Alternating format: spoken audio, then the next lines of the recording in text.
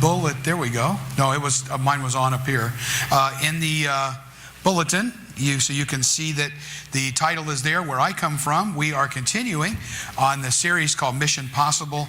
It is Joshua chapter 4. We're going to be in the entire chapter, but not read the whole thing. And so you can see we're going through the book of Joshua. I would encourage you during the week to read through the book, not just the next chapter, but so you can see the entire story, because it's an incredible story. And I'm just going to read the first few verses, and then we will move into the rest of the chapter. When the whole nation had finished crossing the Jordan, the Lord said to Joshua, "Choose 12 men from among the people, one from each tribe, and tell them to take up 12 stones from the middle of the Jordan, from right where the priests are standing, and carry them over with you and put them down at the place where you stay tonight." So Joshua called together the 12 men he had appointed from the Israelites, one from each tribe, and said to them, "Go over before the ark of the Lord your God into the middle of the Jordan. Each of you is to take up a stone on his shoulder, according to the number of tribes of the Israelites, to serve as a sign among you. In the future, when your children ask you, 'What do these stones mean?' tell them that the flow of the Jordan was cut off before the ark of the covenant of the Lord. When it crossed the Jordan, the waters of the Jordan were cut off." And then he says this, "These stones are to be a memorial to the people of Israel forever." Let's pray. God, thanks again for another time that we can come together to be around your word. Father, I know we come in here today with so many different concerns, so many different things that are happening, so many people that are ill and sick, so many problems and pressures that folks are facing. God, I pray as we are here this morning that you will speak to us, but more than that you will transform us. God, our world is in such a need of people that can live like you've called us to live. And so I pray that we would be, more importantly, not just get informed, but transformed today. Well, thank you as always for it in Christ's name. Amen. We were in North Carolina with our kids. My son was probably about 7 years old. And Pam and I were talking, and we decided to take a trek to Illinois. Actually, it was, I think, Charleston, Missouri. And we decided to go there for one reason. Back in 1995, before my son was born, about 4 months before he was born, Pam got the call that I was afraid we were going to get one day. We had a men's fellowship. I had broken my foot, and a friend of mine was driving me. We didn't have Uber at that point, so I couldn't drive, so he drove me home after men's fellowship, and my wife met me outside in tears to let me know that her father was on life support. Now, if there had ever been a daddy's girl, and it was his only child, it was her. So here she was, 4 months pregnant, and she had had a miscarriage a few years before, so we were immediately worried about the stress. So we had to go up to Illinois, to Missouri, to where he was at. And so we were trying to see what was going on. And so we hit the ground up there. We got into the car, and as we were driving, she called on the cell phone, called the hospital, and they said, "Well, we're sorry to inform you that your stepmother disconnected him from life support." So she never got a chance to see her father. I remember watching her because I saw her kind of restrained in the grief, I think because she was pregnant with our son. I was not involved in the funeral service at all. Only to go there and to watch. I was on crutches, so I couldn't do much for her. And we look like a pair going through the airport. She's pregnant. I'm on crutches. And I remember us going through that time, and it was sort of a blur. If you've ever had that happen, it's sort of a blur. So fast forward, we were in North Carolina, and Pam said to me, "You know, I've never been back to the cemetery since that day." My son was, as I said, about 7. So we drove to Charleston, Missouri, from Sky Valley, North Carolina, Sky Valley, Georgia. And so we got to the cemetery, and we tried to figure out where Bud was actually buried. And so we found out, and we got out there, and Lauren was just little, and Josh was there, and all of a sudden this flood of emotion came out of my wife that had been put on hold for all of those years. And so we stood there, and we're looking at this stone that had Frank T. Clifford, Bud, and it had the year he was born and the year he died, and had his rank from when he had been in the military, and a little saying that was on there. And all of a sudden my son started to ask questions about his grandfather. So we started to tell stories. Stories that came back about Bud that we had never told him before. And all of a sudden, here's my son, all of 7 years old. He kneels down at the cemetery, and I can still remember this the day. And he starts talking to his grandfather, and then he said, "I think I'd like to pray." And I just remember him giving this prayer out loud that day. I just still remember it, and it almost brings tears to my eyes just talking about it. It was interesting because we didn't expect the flood of emotion until we got there and saw the memorial stone, the monument. And the monument at that moment caused us to start these flood of emotions and these flood of stories to come rushing back. And I thought, that's what memorials do. You know, nowadays when people, and there's nothing wrong, I don't think, with cremation, but now I can still go to the cemetery and I can be there and I can see my dad's stone, and it's one of the old cemeteries where you could pick your own individual stone. Not everything was flat and the same, but I can go there, and sometimes I go, and you know what happens when I go there to the cemetery? I know he's not there, I know he's in heaven, but you know what? I remember every time I go a different memory, a different story. You know what it reminds me? It reminds me of where I came from. Sometimes we forget where we come from. And when we forget where we come from, we wind up getting lost on the way to where we should be going because we forgot it all.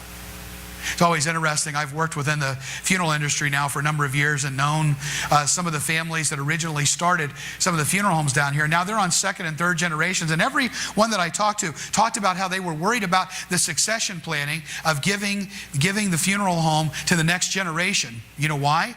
Because it would be easier for the next generation to forget where they had come from and to not even really know it, because they may have forgotten the fact that the parents lived upstairs or on location at the funeral home.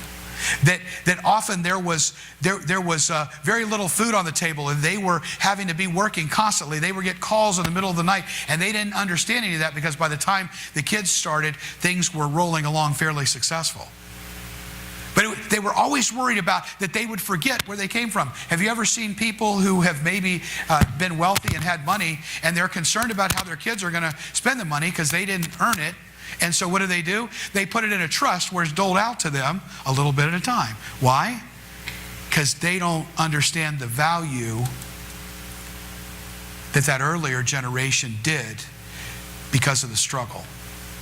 And they really don't understand the story. So something has to be able to connect them. See, we can lose where we're going when we forget where we came from. And that's where we find ourselves today in this story. If you were here, it's important to set it up. And it's kind of like almost every week, we're watching. We're back into the TV season now. You know how they play a little reel at the beginning to kind of bring you up to speed in case you missed last week. So the recap of last week, we left something dangling out there. We left it kind of hanging. If you remember, we talked about how Joshua had been called upon, and you'll notice in these stories that they go back and forth. There's like it almost sounds convoluted, but it's not. It's just how he's telling the story. But God had said, by the way, I want you to pick 12 people, one from each tribe. And we didn't know why in Joshua 3. Why was he picking these 12 people? Well, we suddenly discover why in Joshua 4. Because in Joshua 4, these 12 people that God has told him to choose are going to, while the priests are standing with the Ark of the Covenant in the middle and everybody has crossed, now each of them are supposed to go in to the bed of the Jordan River, grab a big stone, the biggest one that they can get, and bring it back to the other side, and they're supposed to set it down and build a monument. And we saw up in verse 7 what he said. He said they're supposed to do this because when their children and their children's children say, what do these stones mean? What is this? What's that? That you're going to tell them how I delivered you. You're going to tell them what I did.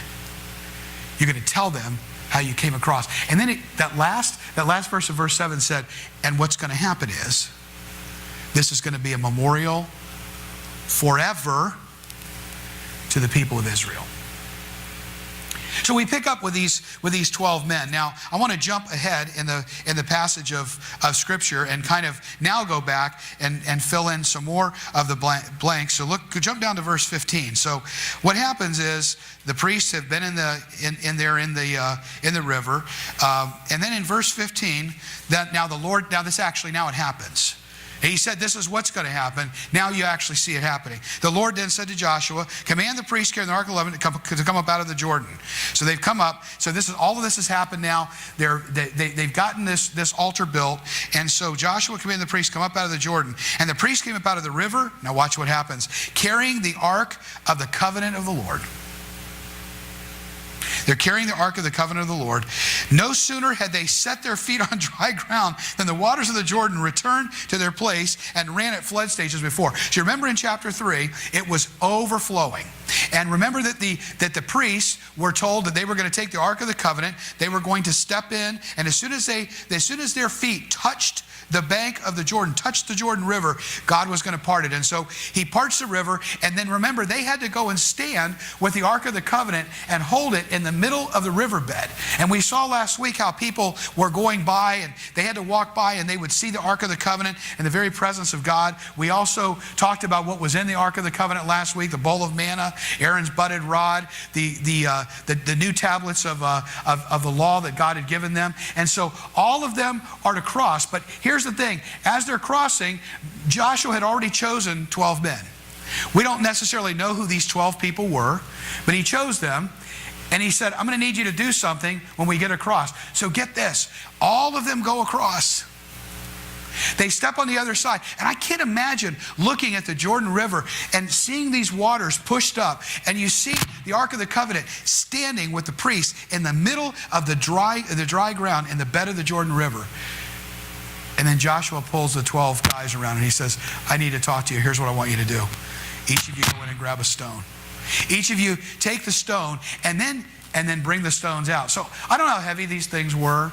You know, I'm assuming obviously it was just, 12 different guys, each of them choosing one stone, big enough for them to carry the monument. I kind of almost think it wasn't this small, but it's not like this huge thing, because it's going to be kind of tough to build that, bring those bigger rocks without some kind of a wheelbarrow or something like that. But I think about these little memorials that you'll sometimes see that along the side of the road, suddenly where somebody maybe had died there, and there'll be teddy bears there and different things. So that's what this is. So they're actually bringing these out. So what happens is we see in verse. I'm going to have to stand in one place. So the priests come out and it says the Jordan returned to their place before. Now watch this, verse 19. On the 10th day of the first month, the people went up the Jordan and camped at Gilgal on the eastern border of Jericho. Stop right there. I just want you to get this. We can run right past it if we're not careful. The people went up from the Jordan and camped at Gilgal on the eastern border of Jericho. They are in the land. 40 years of wandering. All the years of promise. They're there. Is it time to attack? Well, not yet. Now here it is, verse 20. And Joshua set up at Gilgal the 12 stones they had taken out of the Jordan. I love this. Joshua set the monument. Joshua set the whole thing up. And he said to the Israelites, here it is, in the future, when your descendants, notice this, ask their parents. Because they weren't there. In the future, here in this land, when they see this thing, they ask their parents, what do these stones mean? Tell them, Israel crossed the Jordan on dry ground. Tell them about it. Tell them the story of how you were delivered. Tell them the story of what I have done for you. Tell them where you had been. Tell them about the pain. Tell them about the struggle. Tell them about the problems. Tell them about the issues. Tell them where you messed up. Tell them how you wandered. Tell them about all of that. But tell them most of all that why this is right here, because here you walked across on dry ground. Please don't let them ever forget where they came from.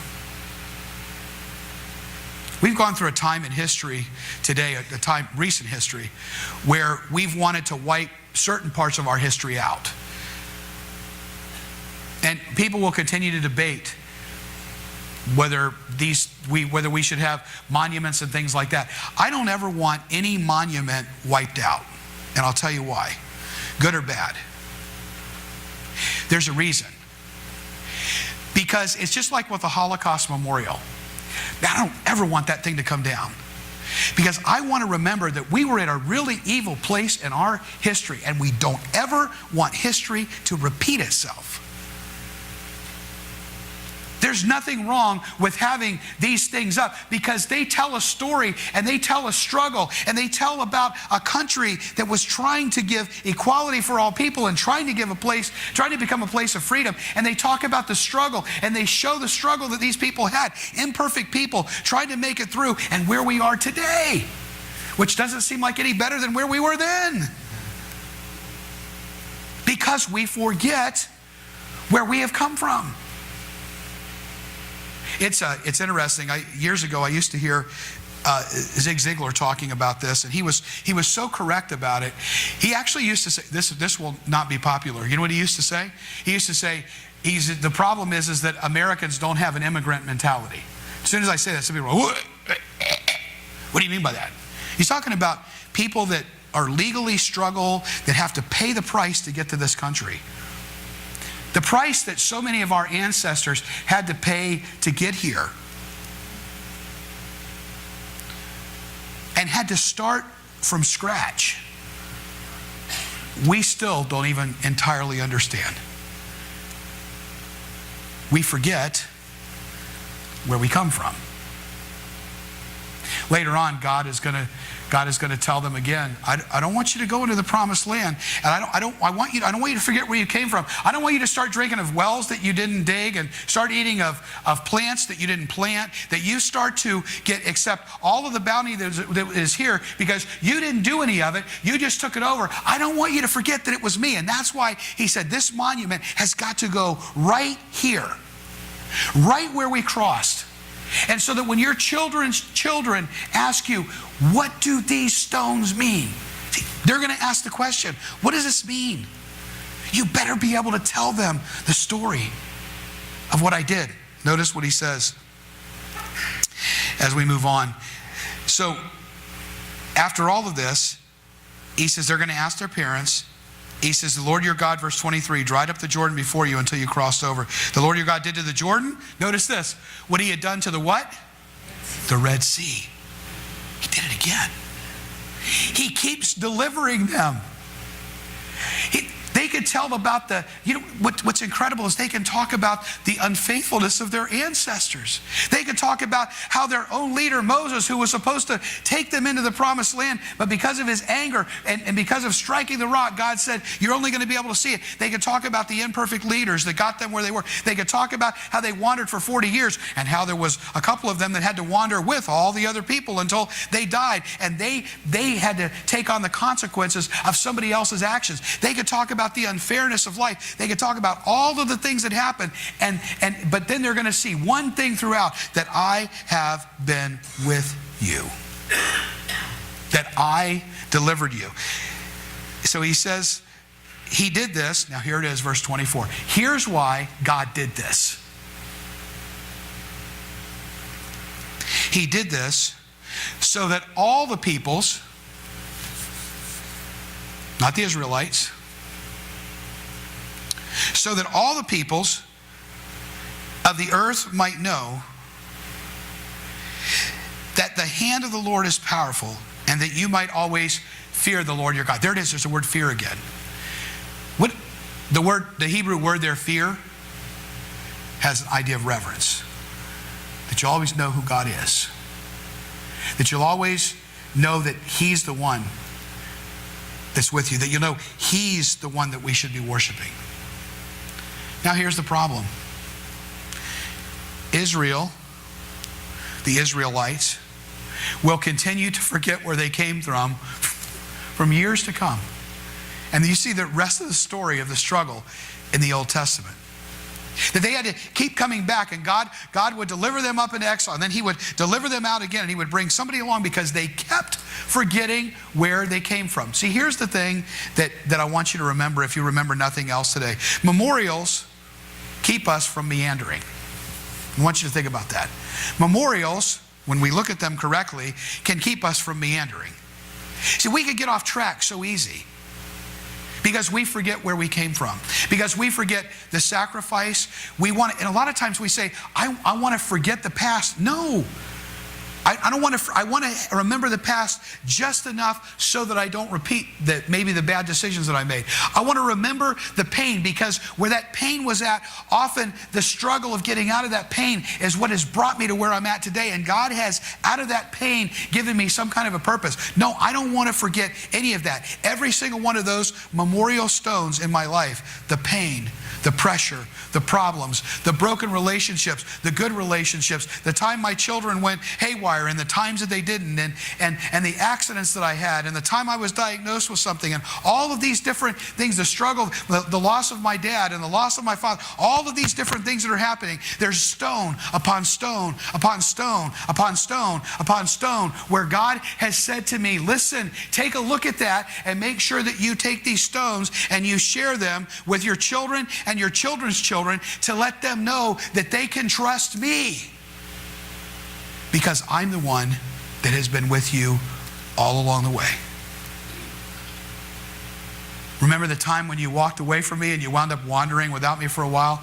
Yeah, God, but I was there. Remember the time when you turned your back on me? Yeah, remember the time when you were diagnosed with that? And yeah, but I was still there. Sometimes we forget the memorials. You know what? Take the word memorial away. Sometimes we forget the memories. Every one of those memories that we have are a memorial stone that God builds, and God builds, and God builds, and God builds. And He says, now I want you to tell people the story of how I delivered you. It's hard. It's painful. It's difficult. But as we've said so often, within every story that we read, it would be worthless if there were no conflict. That's what makes the story. If you watch story after story after story, that's the hero that comes along, he has a guide, he or she has a guide, and the guide comes along and gives them a plan to get through the struggle. Because there's a challenge that they have. And some of these, if they're really good writers of scripts, they have various challenges that they overcome one, and when they get over one, they have another one. So I like that show MacGyver. They get through one, and then they have another. And then they get through one, and then they have another. They get through one, they have another. And then finally, they have the big one, and then everything is all better. But the struggle, the conflict, is where the story is at. And if you look at it even in the Bible, where the conflict is where the story is at. Adam and Eve, the conflict. God had to redeem them. God had to clothe them. God had to shed blood. Cain and Abel, Abraham, Isaac, Jacob, Esau, Joseph. On and on it goes. And in every case, God worked. What do these stones mean? They mean I delivered you. There are probably so many memorial stones in your life today. Times that are embedded in your memory, that even though they may have been the most difficult times, that God used to deliver you. And you can look back on and say, you know what? He never left me alone. I started talking about Pam's dad's death, and it's, for us as humans, it's unfortunate that my kids never got to meet him.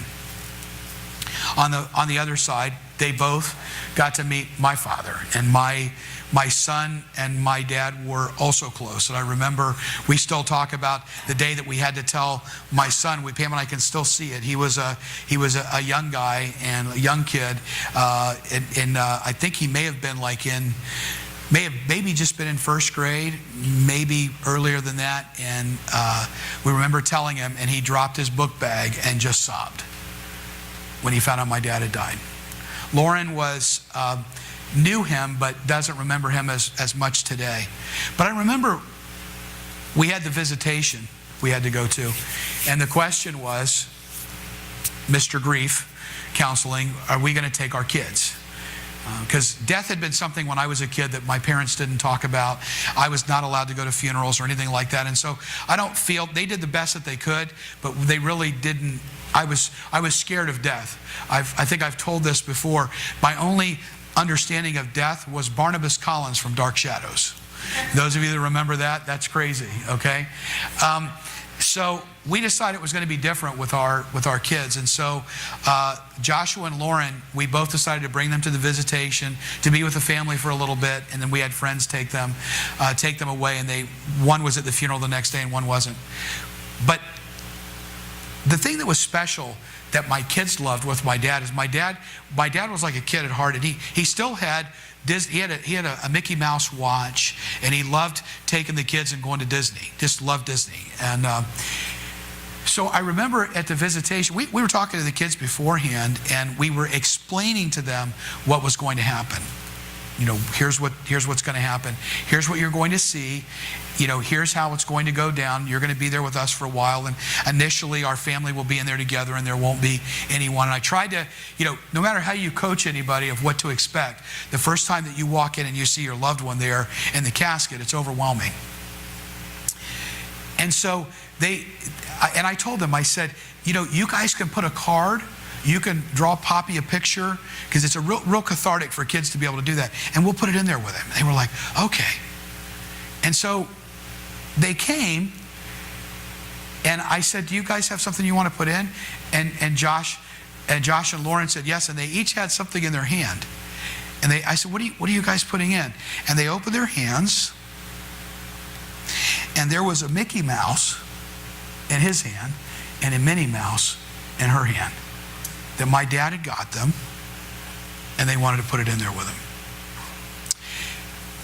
I remember not a lot of because I preached at my dad's funeral that day. I don't remember a lot of it, but I remember that. And you know what? So do they. It's a memory that still connects them to him. Even though Lauren doesn't remember much, she remembers that, to that day. And you know what happens when we talk about that? It ties them to that day, and we share memories. Memories of my father and what he had been before Christ and what God did with him afterwards. Those are not public memories that I share with you, but they know all the stories. And you know what they know? That God met my father where he was and took him where he needed to go. But it would have been nothing without those memorial stones. Let's not forget them. And let's use them and pass them on to others that need to know about the faithfulness of God, because he's there. Let's pray.